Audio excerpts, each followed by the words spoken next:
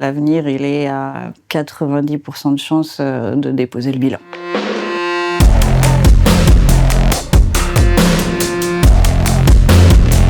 Je suis Vanessa Delarue, j'ai 51 ans et je suis gérante de 2 boutiques lavaporeuses, une à Paris et une à Sainte-Maxime, et du site iClub.com qui existe depuis 2012, lavaporeuse également. Je suis de formation ingénieure physique-chimie et j'étais une très grosse fumeuse qui ramait terriblement pour réussir à arrêter de fumer. J'avais arrêté facilement pour les grossesses, là c'est plus facile, et puis ensuite on reprend et j'y arrivais pas du tout. Et en 2012, j'ai su au moment où j'ai essayé la vape que j'étais non-fumeuse, et j'ai su que c'était l'outil qui allait nous aider, nous les fumeurs qui réellement n'y arrivions pas, à pouvoir franchir le cap. J'ai un esprit entrepreneurial et j'ai voulu partager ça. Pour nous, ce projet de loi, c'est un énorme coup de massue.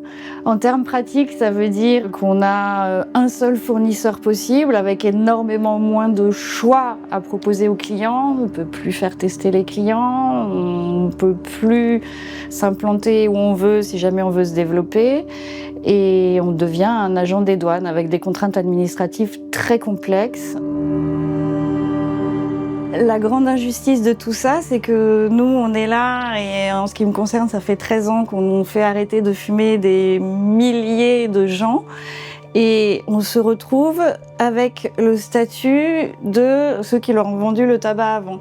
Ce qui va se passer, bien évidemment, c'est qu'avec toutes ces contraintes, les buralistes vont récupérer le monopole du marché du vapotage, évidemment. Et on va retrouver les gens qui ont arrêté de fumer, qui vont se retrouver dans les bureaux de tabac pour acheter leurs flacons de e-liquide, taxés, avec moins de variété et avec un accueil qui n'est pas du tout le même que celui des boutiques de vapotage, où on est tous des personnes qui en général sommes passées par là avant, qui connaissons le sevrage via le vapotage et qui sommes là pour les conseiller.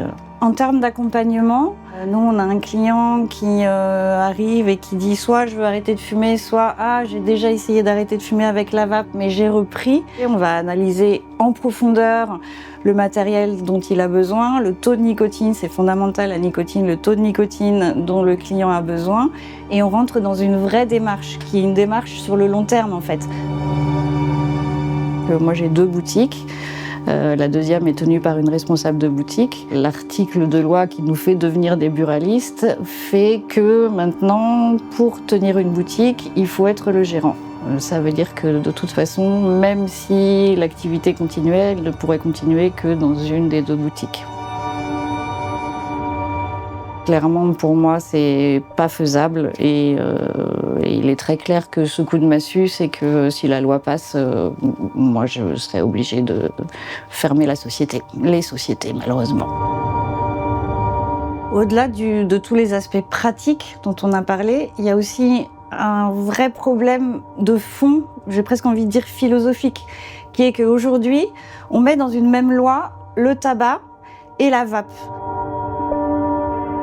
L'avenir, je le vois très noir. On va voir ce qui va se passer. J'ai bon espoir. Il y a une pétition qui tourne. Allez la signer, s'il vous plaît. On peut espérer encore, avant le vote du budget, un sursaut de réalisme de nos législateurs. Voilà. Moi, je suis heureuse d'avoir rendez-vous avec mon député bientôt, afin de pouvoir lui en parler. J'espère qu'ils seront nombreux à nous entendre, que ce soit les députés ou les sénateurs, à entendre notre voix pour réussir à que cet article 23 ne soit pas voté. Voilà. Au-delà de ça, très clairement, pour moi, pour mes sociétés personnellement, l'avenir, il est à 90% de chances de déposer le bilan. Même s'il y a tous les amendements qui vont bien, même si on réussit à rajouter tous les amendements à l'article 23, en fait, à la fin, comme le budget va être rejeté par tout le monde et qu'il ne va pas être voté, le budget il va passer par ordonnance.